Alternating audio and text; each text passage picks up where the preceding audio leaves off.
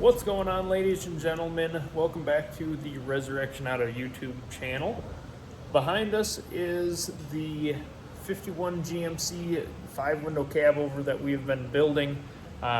We have not been able to really work on this much because me and my business partner Jordan, we ended up splitting off. I'm sure you've already seen those videos. If you haven't, you should go check out the earlier build videos of this thing. But we're gonna try and get this thing finished up in the near future here. So we're gonna do some work on it because I finally ordered parts. So we were waiting on like a brake master assembly that fits underneath the dash, a new windshield, a drive shaft, and a few other little things. So I got a lot of that stuff ordered except for a drive shaft, and right here is the new windshield for it. So we're gonna attempt, and I say attempt because I've never done it before and I'm not entirely sure how to do it, but we're gonna give her a go on, how to put this windshield in this truck. So I watched a couple of videos. It looks pretty easy, but looks can be deceiving. So we're gonna give her our all, but I'm gonna set you guys up on a stand. We're gonna get this gasket mounted on these windshield pieces and get the windshield that's in the truck right now out of it. So if you guys remember in earlier part of the video, there was like a rust hole on top of the cab. So we just cut this section of cab out and welded a new piece in there so it's all nice and solid. And then we kind of, tried to match the paint the best that we could. It's a little bit off, but what are you gonna do? And that panel was all cracked. So I just said, heck with it. We'll just get a whole new windshield. It's gonna look good in there. Got it set up on this old Impala hood here. But yeah, should be easy to get that in there. I'm gonna get that side pulled out the rest of the way and we'll go from there.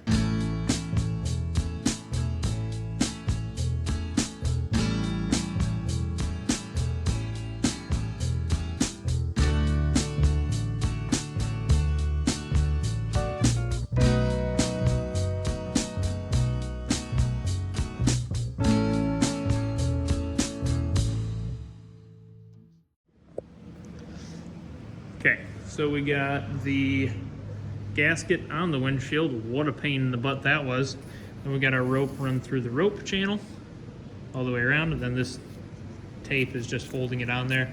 Whenever we pull this, it should just rip right through that and not be an issue. Now I'm gonna try and very gracefully set it up there so I can get on the inside of it and, do my thing. I'm gonna try my best to like tape it up so it'll sit where it needs to. Actually, I shouldn't have to. We'll see once I get it up there.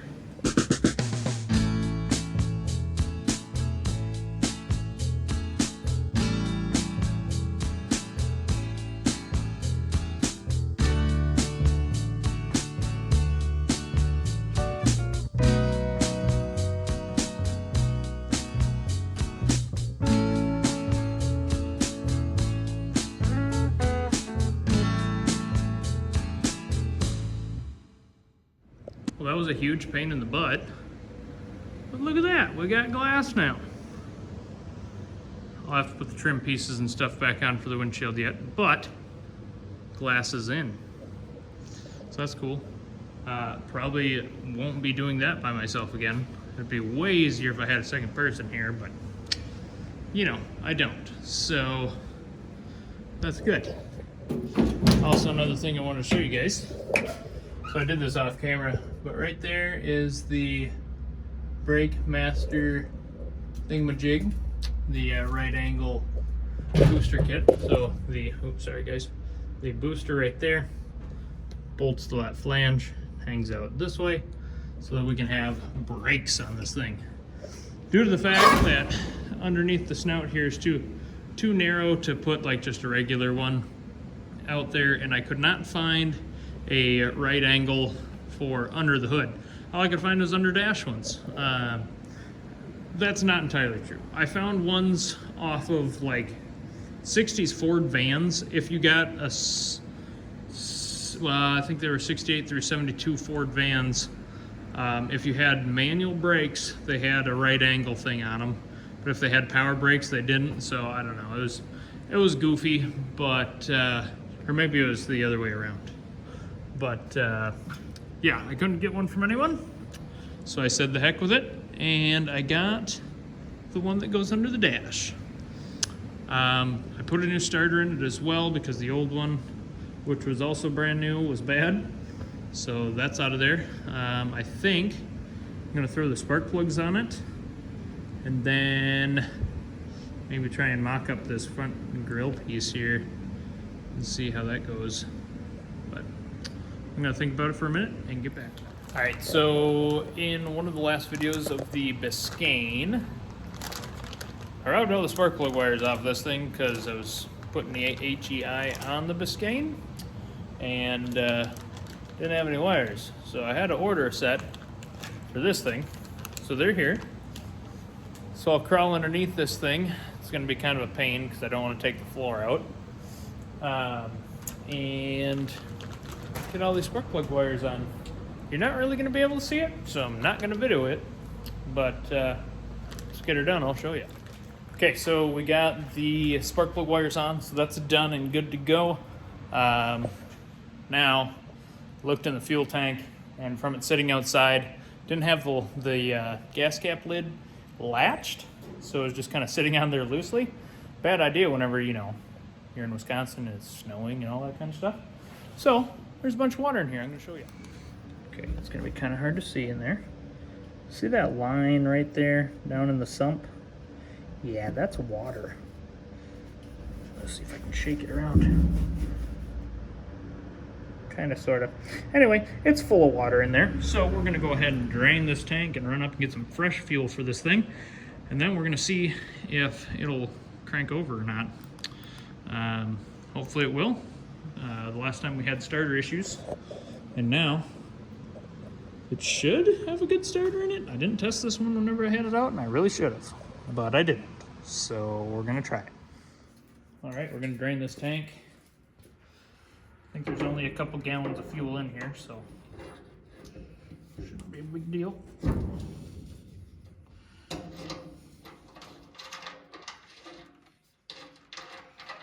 Oh yeah.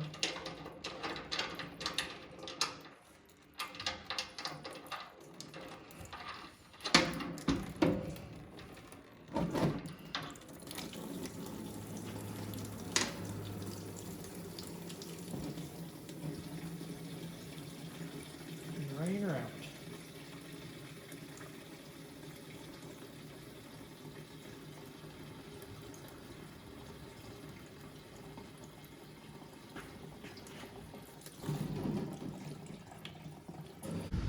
Well, we'll just let that drain out the rest of the way. Okay, well that guy's draining. So I need to go get a cable end for that guy. And I also took out that floor. I wasn't loving how it was made in the first place, so I think I'm gonna redo that whole floor piece as well, because it's a little bit on the flimsy side. We don't want flimsy around here, so I'm probably gonna get some new steel. This will all be flat, that doesn't come out, and then it'll have a centerpiece that comes up and over, and that the shifter and all that stuff will bolt to as well. But then that piece will unbolt and come out completely so you can work on the engine. But I think the sides are just gonna come straight over. There's plenty of room. So they'll just come straight over to here, and same thing on that side. Give you plenty of leg room, and then just come up and over with the doghouse engine thing, majig, whatever you wanna call it. Also ordered stuff for the Biscayne, and let's see here. The headlights are here. I got a transmission rebuild kit. I've got a big old aluminum radiator like this one here, except it's for that car, so it should fit nice. And it's got the dual fans on the back. So that should rock on that car, because that thing's always had, should rock on that car because that thing has always had heating and cooling issues. It would never. It was fine if you were just like gonna rip a little burnout or whatever, or if you're cruising slow, it was fine, but anything over 55 mile an hour temp would rise.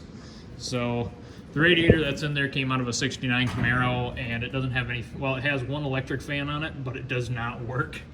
And it doesn't have any of the shroud like this. So these fans actually pull all the air through the radiator. If you don't have the shroud on the radiator and you just have a fan like, you know, zip tied to it or whatever, all it's going to do is pull through that one part of the fan, or through the radiator. So you're only getting like 30% of the radiator actually having cooling going through it. So they're not very efficient. But with dual fans and the big, you know, aluminum surround there, it'll pull all that air right through the radiator and cool that sucker right down. That's why we went with that on this as well, because we wanted it to be a good driver for somebody. Like I said, you know, plug wires are on. I'll run underneath the header on this side, and that one half of them are and half of them aren't. Need to hook up the vacuum line for the transmission, and need to get a battery thrown in this thing and that cable end, and some fresh gas, and we should, I think, won't hold me to it, but I think we can probably try and start this thing. Okay, so right into town, got the essentials, got gasoline, got some donuts from the old Quick Trip, gotta have those. Got an oil filter, because the oil filter that's on that is dented, and I don't know if we changed it or not. I don't really know. So we gotta check fluids in that motor as well. And then drop these, but boom, battery cable ends. So I'm gonna get this stuff thrown on real quick. We'll get the lines tossed back on the fuel cell, because I undid both of them, because, you know, this one kind of like hooks up, and, you know, I figured maybe there'd be some water in there. So I unhooked that one as well with the fuel line on it, so all the water should be drained out. I'll give it a little splash of gas, let her kind of flush out some more if there's anything left in there. Shouldn't be, because water sits at the lowest point and all the gas flowing over the top of it should have pulled it all out, but just in case. So I'm gonna go ahead and throw this stuff back on, battery cable and the oil filter, and check fluids real quick. Then we'll see if this motor cranks.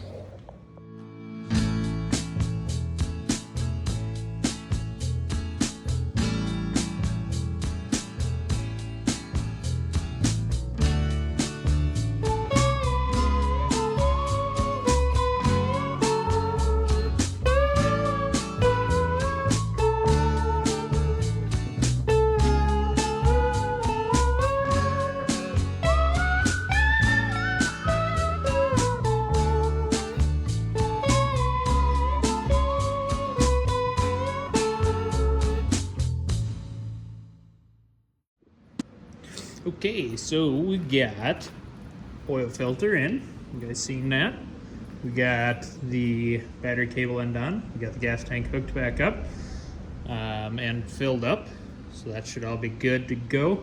I'm gonna grab a battery and throw in this thing, check the fluids, and then we're gonna try to crank it. Boom, got a battery in. Let's hit that key, see what we get. Moment of truth.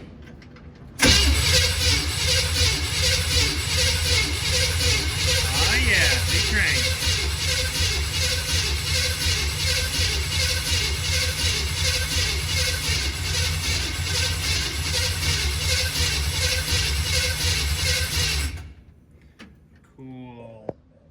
So it cranks, so that's good. I wanted to crank it for a little bit and get some oil pressure maybe going, because I don't really know how long this motor's set. Oh wow, we got fuel up to it already.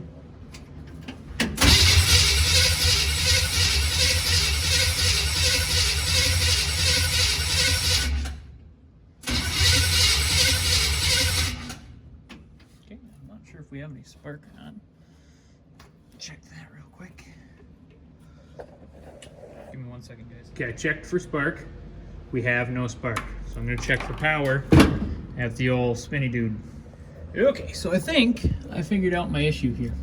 So if you see right here, so this distributor is most definitely for like a 81 through 86 Chevy. I didn't notice this until now that it had this extra connector. So all we gotta do is, you see how it's kind of labeled right there? It says A, B, C, and D. So we're gonna cut this connector off and hook A and C together, and then we should be able to get this thing to have spark, in theory. So I'm gonna do that real quick. We'll get back with you. Okay, so we got spark now. Just gonna put this one spark plug wire back on. See, I just got it twisted together right there for right now. There were some squirts.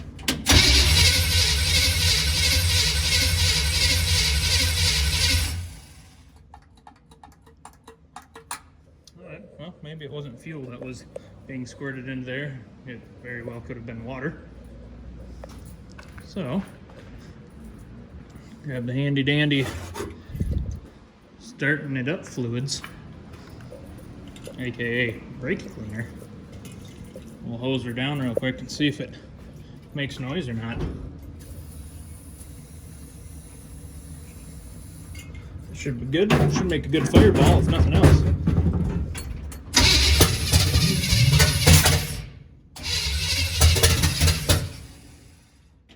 Alright, so timing is off.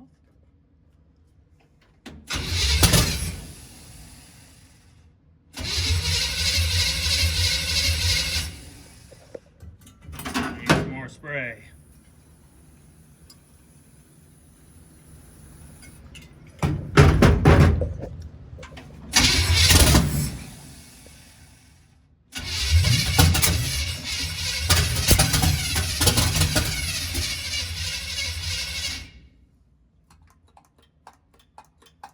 Nothing up to the carburetor yet. Oh, so you guys on the stand. Just run her off the spray foam.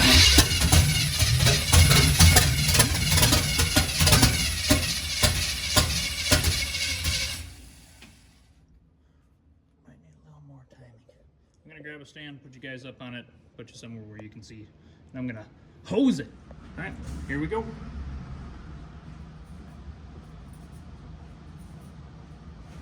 Ouch! Dang door got me.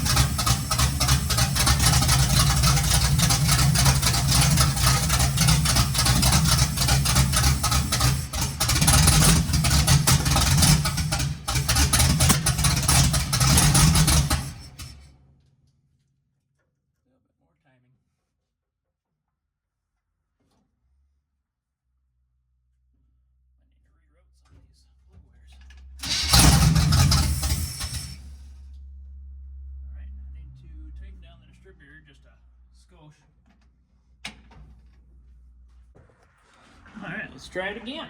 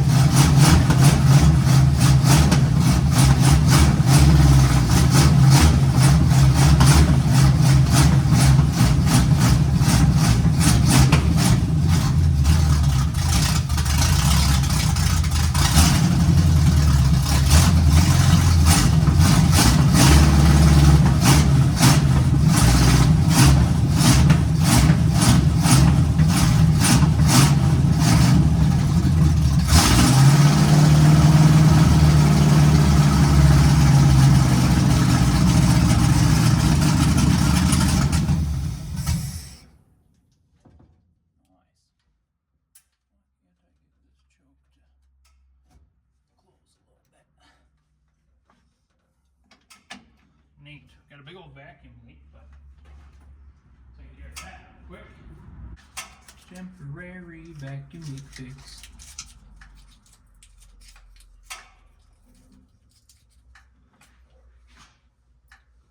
Very temporary. Wow. Let's see if it wants a little bit more timing.